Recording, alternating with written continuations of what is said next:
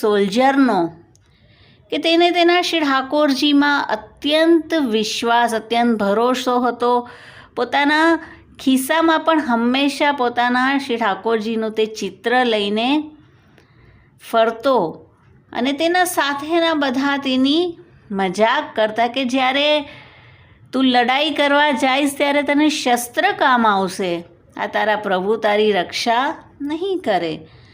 અને તે કહેતો કે ભલે ચાહે તમે ગમે તે કહો, પણ મને મારા પ્રભુમાં દ્રઢ વિશ્વાસ છે.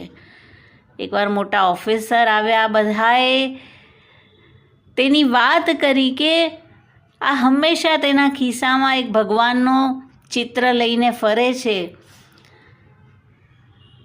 અને તે ઓફિસરે તેને મળવા માટે બોલાવ્યો અને કીધું કે ભગવાન છે તે બરોબર, પણ જ્યારે લડાઈ કરવા જઈશ ત્યારે તારે